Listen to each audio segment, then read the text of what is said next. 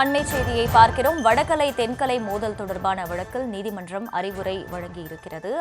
கூடுதல் விவரங்களோடு இணைகிறார் செய்தியாளர் மதியழகன். மதியழகன், வணக்கம். விவரங்கள். காஞ்சிபுரத்தில் உள்ள 18 திவ்ய தேசங்களில் ஒன்றான சின்ன காஞ்சி இளப்பொலி பெருமாள் என்னும் தீப பிரகாசர் கோயில் விழாக்களின் போது கோயிலுக்கு வெளியில் தென்கலை மந்திரம் பாடவும் தென்கலை வாலி திருநாமம் பாடவும் அனுமதி மறுத்த கோயில் செயலர் உத்தரவை எதிர்த்து தென்கலை பிரிவைச் சேர்ந்த ஸ்ரீ ரங்காச்சாரி ஸ்ரீனிவாசன் ஆகியோர் சென்னை நீதிமன்றத்தில் மனு தாக்கல் செய்திருந்தனர்.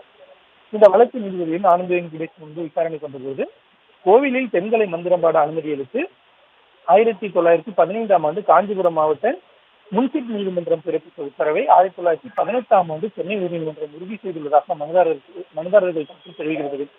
இந்த வழக்கை விசாரித்த நீதிபதி, உரிமையியல் நீதிமன்ற உத்தரவை அமல்படுத்த உயர்நீதிமன்றத்தை பயன்படுத்த முடியாது, தீர்ப்பை அமல்படுத்த போது சம்பந்தப்பட்ட உரிமையியல் நீதிமன்றத்தை அணுகலாம் என கூறி இந்த வழக்கை தள்ளுபடி செய்து உத்தரவிட்டார். மேலும் இந்த கோயில் விழாக்களின் போது வடகலை தென்கலை பிரிவினர் அடிக்கடி மோதலில் ஈடுபட்டு வந்ததால் விழாக்கள் அமைதியாக நடக்க கோயில் செயல் அலுவலர் இந்த உத்தரவை பிறப்பித்துள்ளதாக நீதிபதி தனது தீர்ப்பில் தெரிவித்திருக்கிறார். வடகலை தென்கலை இரண்டும்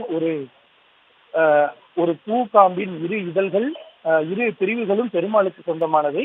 இரு பிரிவுகளின் குருமார்களும் பெருமாளின் பாத கமலத்தில் இளைப்பாறும் நிலையில் அவர்களின் சீடர்கள் குருக்களின் பெயரால் மோதல்களை தவிர்த்து ஒன்று சேர்ந்து குருக்களின் பாதைக்கு கௌரவம் அளித்து நம்பிக்கை பாதையில் நடைபோட வேண்டும் என்றும் இரு பிரிவினருக்கும் நீதிபதி அறிவுறுத்தலை வழங்கியிருக்கிறார்.